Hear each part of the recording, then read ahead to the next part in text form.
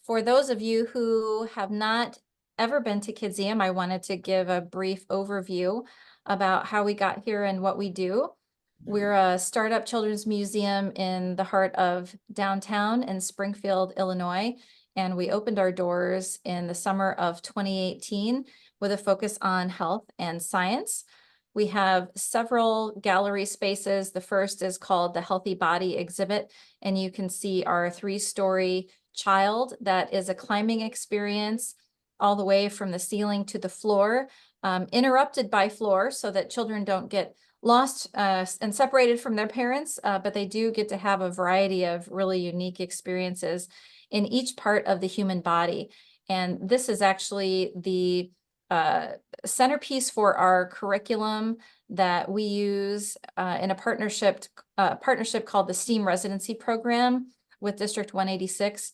We function like a museum school Monday through Friday and bring second graders in from all over the district, about 1,000 students who all learn about the human body in a very hands-on, interactive way through Active Alex, and then it's augmented with different activities that expose children to technologies that are also related to the healthcare fields.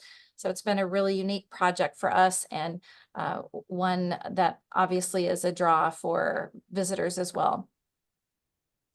Our second gallery is the Healthy Earth exhibit, and you can see a variety of displays there that you would, perhaps find in other children's museums, but we feel like we've organized the content in a bit of a unique way, and we really do focus on getting kids connected to their local community. So we start with what happens in a backyard garden, and there is a bit of pollinator information in there to get them started. And then, of course, we continue that now in a huge way out into our courtyard, which is very exciting.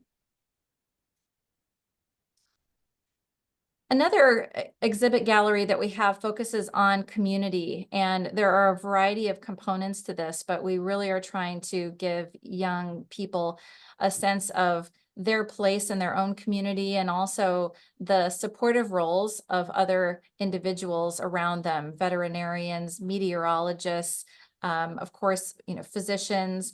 The photo with the lights is actually a green built home, so we cover issues of home construction, and then also renewable resources. We talk about the importance of exercise and nutrition and some of the professions that help to keep us healthy. And we, do try to bring in professionals in each of these fields as much as we can to be available on the weekends for special programs.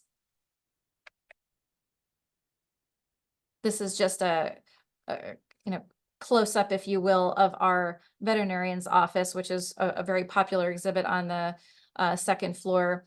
And one of the things that you can see the kids engaged in here is behaving as if they are veterinarians, or maybe some of the other supporting roles in a veterinarian's office. And that's something, again, that we really try to repeat throughout the museum, getting kids introduced to different career choices, some, obvious, and then some less obvious as we move into more of the STEM and STEAM fields. On our third floor, we have a changing exhibit gallery, and one of the most popular exhibits that we've had, and this is really how the mural came about, is our Bees, Butterflies, and Blooms exhibit. And here you can see an indoor observation hive, and students can see both sides, usually can find the queen. They also get to observe the bees going out through a little tube, so they can see them flying around downtown, coming back to the museum to deposit their nectar and pollen. And it's always staffed, so we just have a ton of engagement with our visitors. It's been one of the most meaningful parts of our museum to get kids interested in insects that they may normally be very afraid of and may not feel comfortable observing outside. They, overcome some fears and get right up next to the glass. And once they start observing the behavior of the bees, which is always fascinating. Anytime you look at it, it doesn't matter how many times you come in the museum, it's the hive is always different. You notice something different about the bees. And it gives you this appreciation for what they do, how they behave in our ecosystem, and why it's important to protect these pollinators. So it's just been a great entry point for us to get kids thinking about their role in the greater environment and what they can do to support pollinators. And in other places in the exhibit, we do talk about pollinator pockets and the kinds of plants that support not only honeybees, because of course those are not native to the United States, but the variety of native pollinators, including moths and hummingbirds and of course, many different kinds of native bees that we have here in the state of Illinois. So we are building on this exhibit, actually planning longer term to create a permanent pollinator exhibit. But I am happy to say that this initial exhibit that we had here is actually on display right now in Terre Haute, Indiana, in a children's museum. So we're just really fortunate to be able to put it on the road, and it's been an extremely popular exhibit for that children's museum as well. And we hope that it will continue to travel. So not only will we continue to have a great pollinator story that is going to keep expanding, especially with the wonderful content of the mural, but we're even taking some of this content out of state. I am in the process of working with DCEO and our local Convention and Visitors Bureau to write a proposal for a CARS and Route 66 exhibit for 2025 and 2026. So I just wanted to mention that. It's definitely, not totally in the bag, but it's something that we're looking at. We think it would be a really great exhibit. And we, would plan to have interactive components like you see here, like a car wash, and where kids could get underneath the car and do some of the things a mechanic would do, maybe change a tire. But then also to reflect the rich history of Route 66, especially as it relates to our city of Springfield. And then to give us an opportunity to tie to the pollinator story that is now growing, and hopefully, Jane will have a role in expanding that. So that's kind of the brief story of Kidzeum, and I'll just go into a little bit of an introduction of Jane and how we were able to connect. I'm just gonna turn this off here, sorry. When I was researching the permanent pollinator exhibit and wondering what, great new things we could do to tell that story and also make it accessible to people outside of the museum, I stumbled across Jane's incredible murals online, and I just thought, I have got to meet her. I got to tell her about what we want to do in Springfield. And, I found one of those contact us forms, send us an email. And I thought, well, this is probably not going to go anywhere, but I'm just going to give it a shot. And I sent the email just telling her a bit about our museum in Springfield and our downtown, and how we are hoping for a downtown revitalization. And we thought, a mural outside could be a part of that. And I was amazed that she responded. And that was really the beginning of what has been an incredibly inspiring journey, because she is a phenomenal human being on so many levels. And she's obviously an incredibly talented illustrator and artist, mural artist, but she also just exudes this light. When you're around her, you just feel uplifted, and the message that she has, just for everyone around her, but even the world, is just something I want everyone to hear. She's got a very profound love of nature, and is, finding one of the most effective ways to bring people into that very important discussion about caretaking our planet, through her art. So it has just been a tremendous honor to bring her to Springfield and to our museum, and then to watch this mural go up in our courtyard. It's beyond all expectations. So with that, I will introduce Jane, and she can tell you more about her time at Kidzeum, and then also just what she does beyond that. I honestly couldn't have asked for a better partnership. So I'm going to go ahead and share my screen and walk y'all through a little bit about the Migrating Mural, how we got connected, and our goals, our shared goals and efforts of developing the mural, and what we hope to do beyond the mural now, because we always think of our projects as simply stepping stones to then activate more and more and more and more. So the Migrating Mural is a series of art installations created along migration corridors of endangered animals where they intersect with human activity and human corridors. And we started the Migrating Mural campaign in 2012, and we highlighted the Sierra Nevada bighorn sheep, which is a small subspecies of bighorn sheep that are in the Sierra Nevada mountain range in California, only within about 125-mile stretch between about Lee Vining, which is a town right outside the east gate of Yosemite National Park, and ending in Lone Pine, California.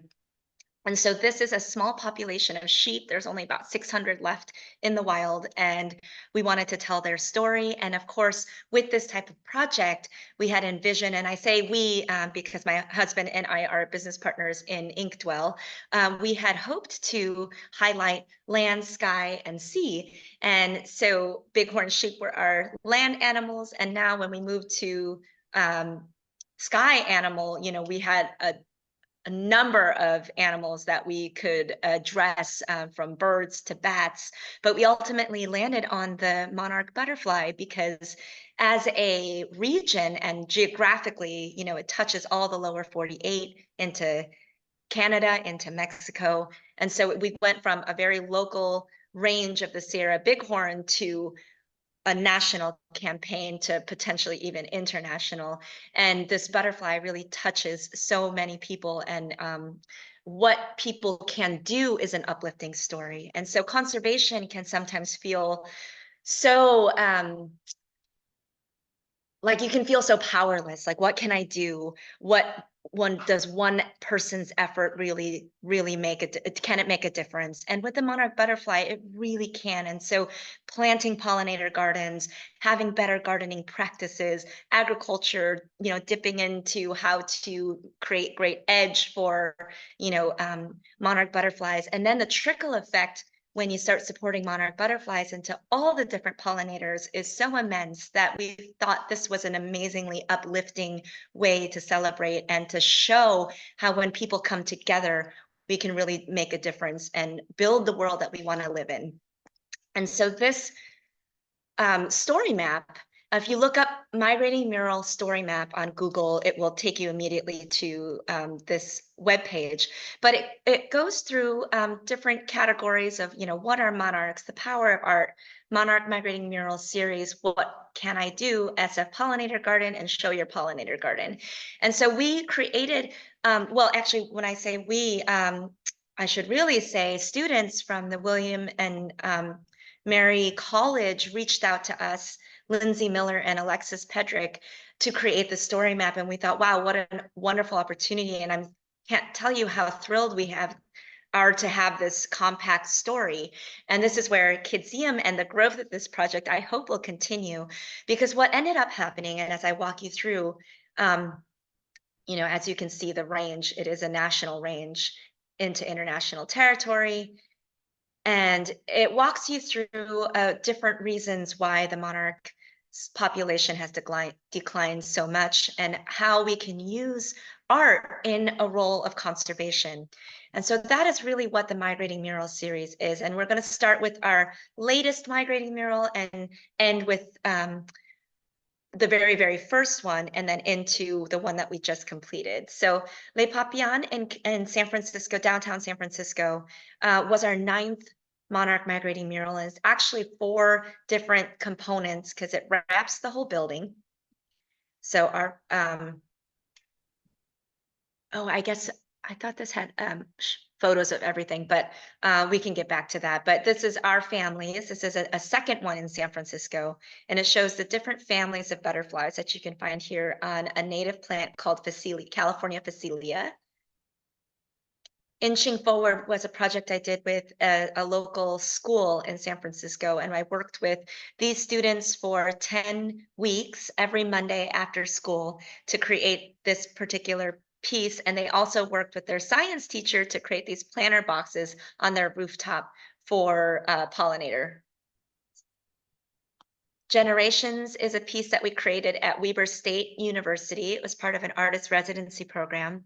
And with our project, so this is one way that our murals have served conservation, but every single one, as you saw, even at SF Day, came with plantings.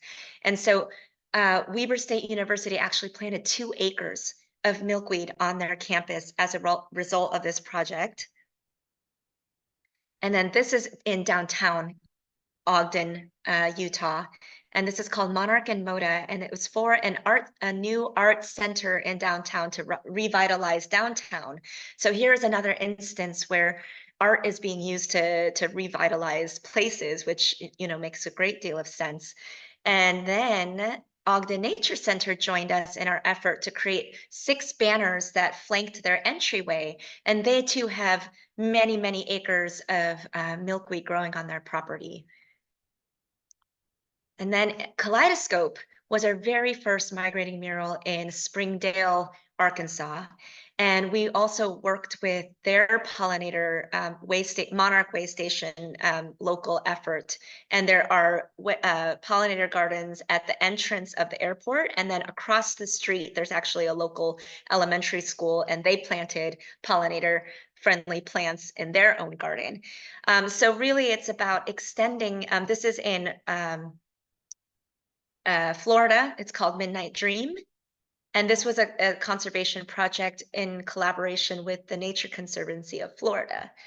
And we also created a secondary piece at Winter Park at Full Sail University. And they replanted everything here to be pollinator friendly plants.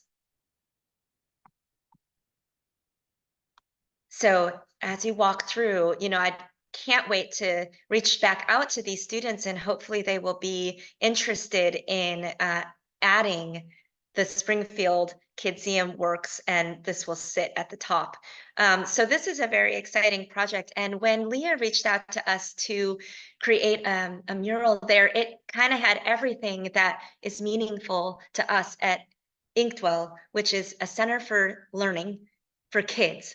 And I think that for conservation, it really starts at that age. And so to have good habits and to expose children to different ideas of their role in communities. So all the different parts of the museum, I remember when Leah was telling us, it was just like, oh, yes, yes, yes. Oh my God, I can't believe that. That is so incredible. And when we were working at Kidzeum, it was just starting to wrap up the summer programming. And I tell you, there were one of 2 things that happened, and both of them were a result of kids crying.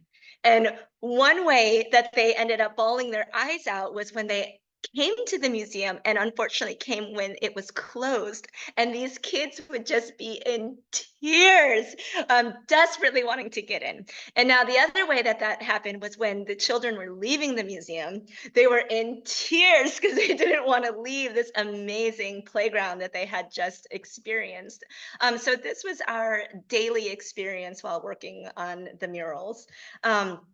And so clearly, whatever it is that y'all are doing there at Kidzeum in terms of education and engagement is really resonating with kids. And that courtyard, we felt like we were in the most exciting part of downtown Springfield with Buzz Bomb there and the activity, the concerts, the free music concerts on Thursdays. I mean, Susan coming in almost, at least once a week, but more than that to maintain and upkeep that garden, and everyone saying hello to her. I mean, really, it just was a place of community, and we really all felt that, my team and I. Okay. So this was the courtyard now. So or prior to our murals going up, and you can see if you have been to the museum, you can see what an altered courtyard it has become as a result of the work that Leah and I have done there, and Susan has done there, even with these planter boxes.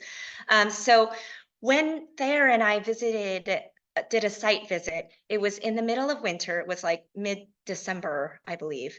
And it was dreary, it was gray, it looked very much like this scene right here. And I remember thinking, man, I just want this courtyard to be lively, inviting, and warm all year round, and to tell the story of the Prairie State all year round. And so we started talking about, how we could really make this corridor feel like you're enveloped in a pollinator garden. And so these were our two ideas. On the one side, we would share the life cycle story of monarch butterflies and of milkweed. And then on the other side, we would tell a massive story of the ecosystem, which, Illinois gets its nickname from the Prairie State. And so this was our concept design. And you can see we filled it with as many plants and pollinators as we possibly could. And then on this side, we wanted to, of course, give a nod to Route 66, as you can see it from when you're facing this wall, and the Monarch Flyway, which led me into another dream that I have to expand the migrating mural along the Route 66 corridor.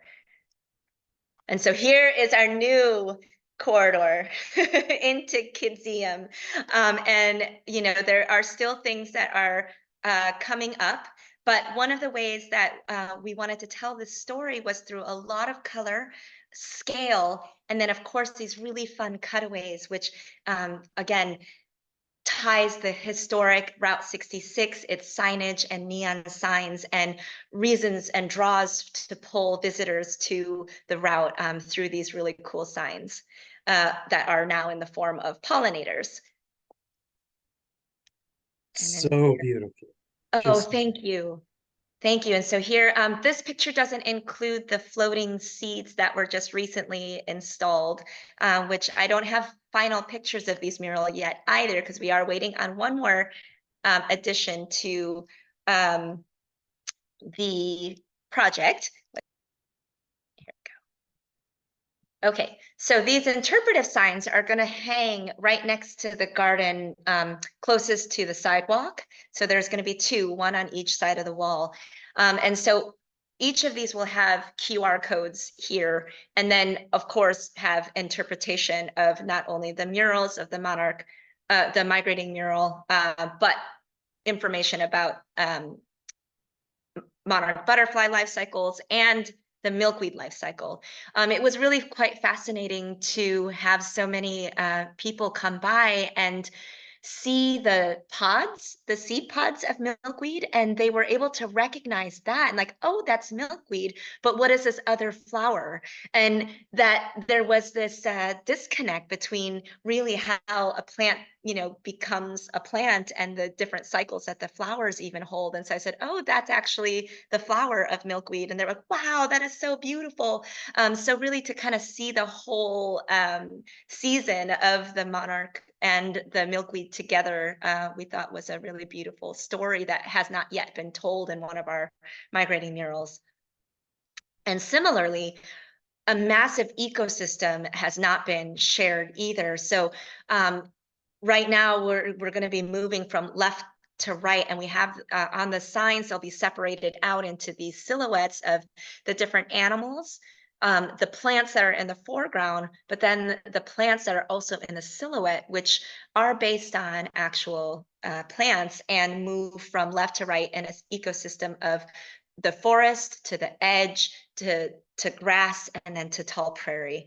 And so we hope that this will allow people to really recognize what a robust ecosystem the tall prairie offers and becomes home to and food sources for.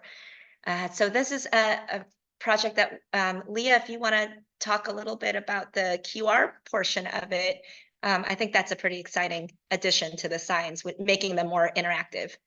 Yeah, we are fortunate to have a very talented student from Northwestern University who has put together an augmented reality experience that tells a lot more detail about how the human body works. So if you remember Active Alex, the 3-story child that I showed you, there are different QR codes spread throughout that exhibit. And when you click on them, you will get an organ, for instance, maybe a heart or the lungs or the liver, and then you can learn more about the parts of that organ and how it functions in the body. And I thought this was a great opportunity for her to do something similar outside with the mural, because there's really a rich story to be told here. And I want everybody to, of course, be struck by its beauty first and foremost, but then to really dive into the content that is present in these illustrations. And so the QR code is at this point, I think, going to take us to a web page where people can learn more about the individual plants and pollinators that are represented, but also the broader story of our ecosystem in Illinois and how you can improve it even in your own backyard. And then, of course, it's going to take them to information about what Jane is doing across the country. So we're really excited to be able to do that and to really consider this an outdoor exhibit that's accessible to anyone, whether or not they ever buy a ticket to Kidzeum. Yeah, and then so finally to expand, really, I'm just so thrilled about potential opportunity even to connect this on Route 66, because one of the things that as we've been building momentum for the migrating mural, all of our partnerships are still very disparate. You know, we worked with the Nature Conservancy in Florida, then we're working with Leah and Kidzeum, then we worked with, you know, Weber State and Xerxes Society for some of our West Coast pieces, but we're not all kind of talking together. Whereas I think Route 66 at one point was that. It was this really cool byway that the states all felt connected by and were proud to be a part of this route. And I think that we can make that same expand our community into different states as a result of this already built-in system and roadway, where we can bring the monarch butterfly as a place to bring attraction on Route 66 that is beyond commercial efforts, right? And it's about the landscape. It's about the way that the stories change in each state. And so with the Illinois, it's about the tall prairie. I can imagine in Texas, that story is going to be very different than, you know, in Illinois, but yet it's all connected by this monarch butterfly and people who are making efforts to better our planet and our ecosystem and livelihood for everybody, including animals. So that's the big dream. I don't know if Leah, you want to end it on anything, but we hope to continue to stay in partnership, especially with the Monarch Flyway and Route 66 Monarch Flyway. Yes, I just am, again, so grateful for this project coming to fruition, and think that this opportunity to take Jane's amazing contribution, not only to the art world, but you know, to efforts to conserve the monarch and other pollinators, you know, if we can expand that via Route 66, I think it just greatly enhances the significance of that historic highway. That's right. And Yeah. really, this is like a way down the road, but it would be so cool if we could actually create neon and have it be science oriented, right? Because the way that's the structural light of butterflies and their scales, I think that there could be something very cool told with light.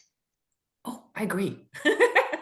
Yeah. I've been thinking about that. That's one of my, you know, can't sleep things, but Yes, me too, Susan. I'm right there with you. well, you ladies both knocked it out of the park. I've been there so many times now since it's been completed, but each time I feel like I'm, and so it's already been quoted by somebody else, like I'm in Alice in Wonderland. I mean, the scale and the beauty of the colors, the depth of the colors, it really almost makes me cry. And I love the fact that the Monarch you know, it's not the #1 pollinator, but it's a great ambassador for all the pollinators. That's And, right. it just has Yeah, such a you've great done a story, wonderful the job. migration story and everything. But, and I will ask you to address one other thing, if you could, if you have time, and that is your, you know, your partnership with Ace Sign Company, because I already knew about them and had worked with them through the Route 66 experience at the State Fairgrounds, which is also in Springfield. And I know they're amazing and international in scope, but I didn't know until it started being put up that, you know, that they would play a part in this. So if one of you could talk about that, it's just, it's icing on the cake, just what they did. Yeah, Leah set that up. So go ahead. I say, Leah, you go ahead and sort of start us off there. Yeah.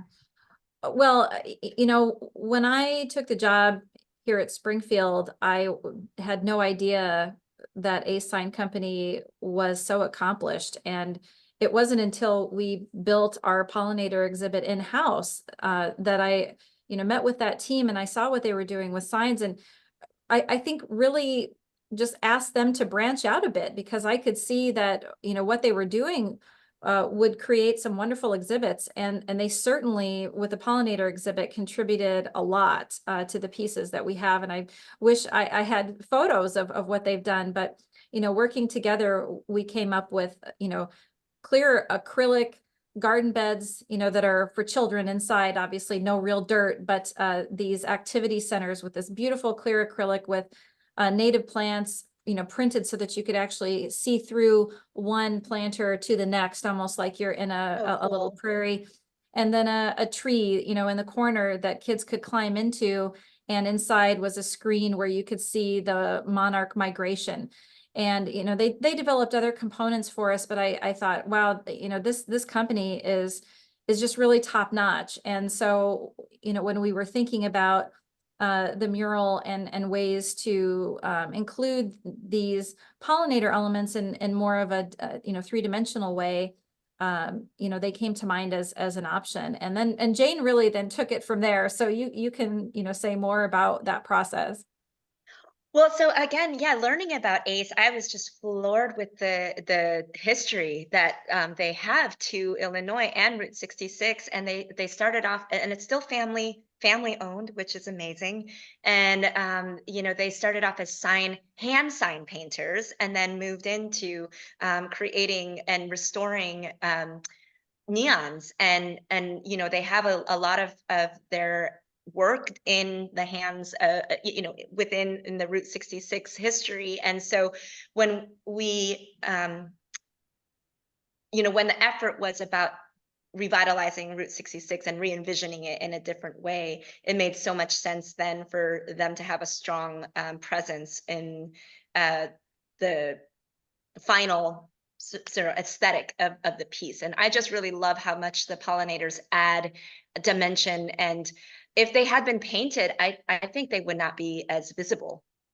And so the fact that they are mounted separately and are slightly relieved from the wall shows a real spotlight on them, because the painting is so vibrant and bright, right? So that just helps give them a little bit more of a story. And in some ways, like for me, the signs, they're always about advertising, right? And so it was kind of cool to be like, well, what we're advertising are the pollinators.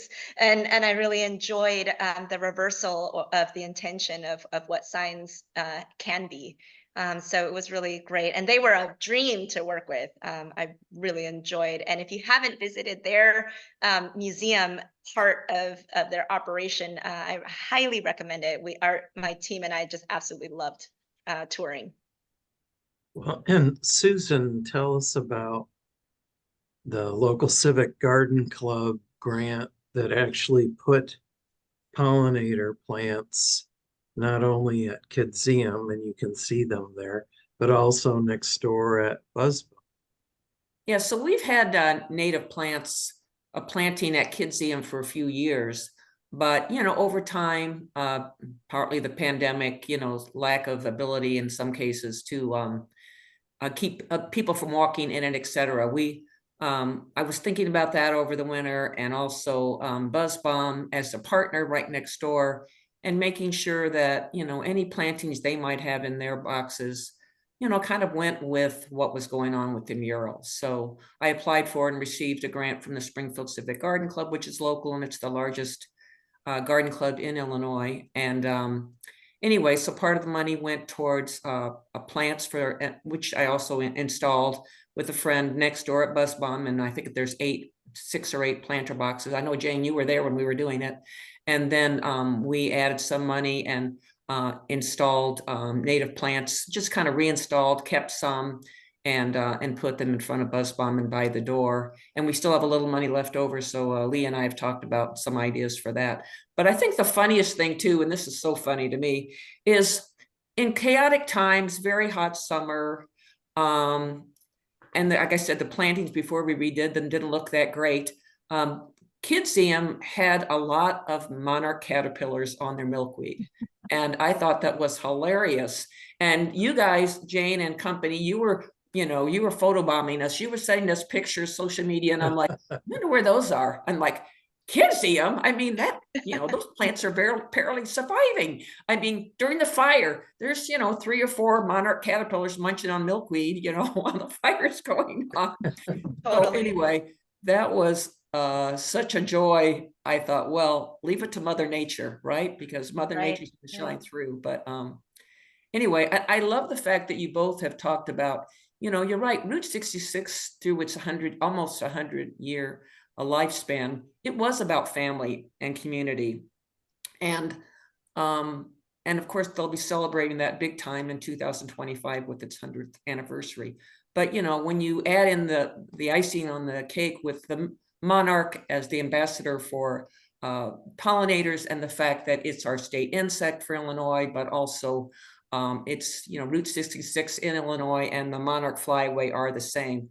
Anyway, it's just a win-win. And I love the fact that you included in the mural, the Route 66 emblem. And that to me was so meaningful. And like I said, then you include a sign company. I didn't even know they were a partner. And they are very much about Route 66. And they're about their history, and they're about family too. Yes. Yeah.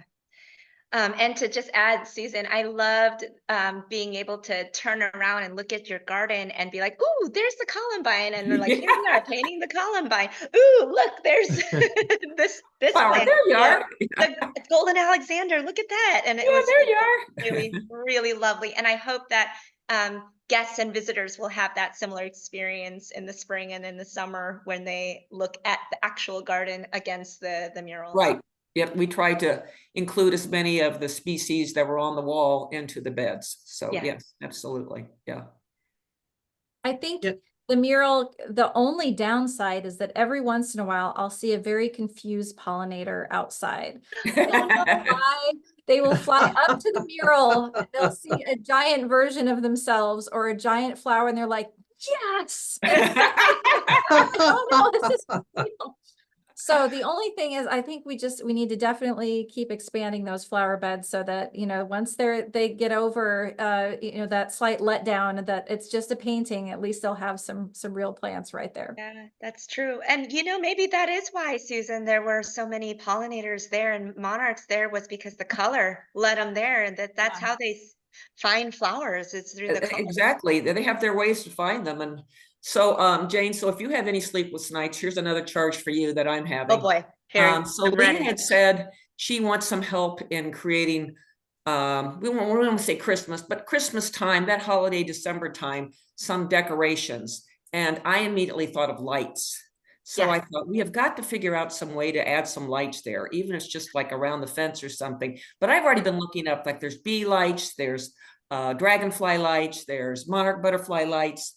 But anyway, you think about that. But this has been such a satisfying, to be such a tiny part of this project that you guys pulled off. We're just completely and totally impressed. So thank you.